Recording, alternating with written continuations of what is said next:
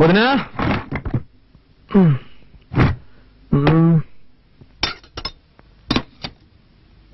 ఇంకా బయలుదేరలేదా? నిన్నే అడిగాను బయలుదేరలేదా అని. నేను ఎక్కడికి? ఎక్కడికైనా పో, అది నీ ఇష్టం, కానీ ఇక్కడ ఉండకూడదు. ఏంటి అనేది? తెలుగులోనేగా చెప్పాను, నీకు ఇంట్లో స్థానం లేదు. నిన్ను నీ పెళ్ళాన్ని ఇంట్లో ఉండనిచ్చానంటే పెద్ద ఆయన చావుకు వచ్చారని.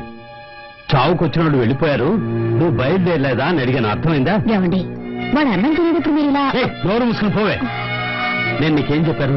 నువ్వు నీ పెళ్ళాన్ని చూడు, తనతో మాట్లాడు, కానీ ఇక్కడికి తీసుకురావద్దు, వాళ్ళ నాన్నే తీసుకొచ్చి వదలాలని చెప్పానుగా. నా మాట అనుకుండా ఎందుకు తీసుకొచ్చావు? మన కుటుంబ గౌరవం ఏం కావాలి? బయలుదేరు. ఇప్పుడు ఏం జరిగిందని? నేనేం తప్పు చేశాను? నా వైపుని తీసుకురావడం తప్ప? పద్ధతి ప్రకారం చెప్పేందుంటే నువ్వు తీసుకురావడంలో తప్పులేదు. వాళ్ళ నాన్న గొడవ పెట్టుకుని తీసుకెళ్లాడు, వాడే తీసుకొచ్చి వదలాలి. నాన్న, భార్యాభర్తలు అన్నాక చిన్న చిన్న గొడవలు వస్తూ ఉంటాయి. ఇద్దరం కాంప్రమైజ్ అయి వచ్చేసాం కదా, దీన్ని ఎందుకు రాద్ధాంతం చేస్తాం? రేయ్, నాకే పాఠాలు చెప్తున్నావా?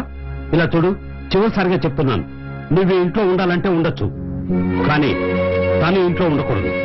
వాళ్ళ నాన్న రావాలి, వాళ్ళ నాన్న వచ్చి క్షమాపణ అడిగితేనే ఉండనిస్తాను. నేను చివరిసారిగా చెప్తున్నాను, నా వైఫ్ నాతోనే ఉంటుంది, దాన్ని ఒంటరిగా వదిలిపెట్టను. అయితే నువ్వు నీ పిల్లం బయటికి వెళ్ళండి.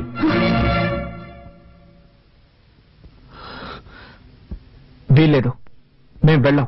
వెళ్ళలేదంటే నీ పెట్టే వేడ తీసుకెళ్లి బయట ఒక్క పడే. నిమిషం, నువ్వు అలా చేస్తే కోర్టు చుట్టూ తిరగాల్సి వస్తుంది. ఏంటి బెదిరిస్తున్నావా? బెదిరించట్లేదు, న్యాయం చెప్తున్నాను. ఏ ఉద్దేశంతో బయటకు వెళ్ళమంటున్నావు? ఈ ఇల్లు ఎవరి పేరునుంది? ఈ రోజు వరకు తాతయ్య పేరునుంది. నన్ను బయటకు వెళ్ళమంటే నీ మీద కేసు పెట్టాల్సి వస్తుంది. ఆ తర్వాత నీకే తలవంపలు. నా దగ్గరే చట్టం మాట్లాడుతున్నావా? సరేరా, ఇది నీ తాతయ్య ఇల్లే కావచ్చు, కానీ ఈ ఇంట్లో ఉన్న ప్రతి వస్తువు నేను కష్టపడి సంపాదించినవి. నువ్వు ఇక్కడే ఉండు, కానీ ఏ వస్తువు వాడడానికి వీల్లేదు. ఇప్పుడు చెప్పావే, ఇది న్యాయం. ఇకపై ఈ ఇంట్లో ఏ వస్తువునైనా ముట్టుకుంటే అప్పుడు అడుగు.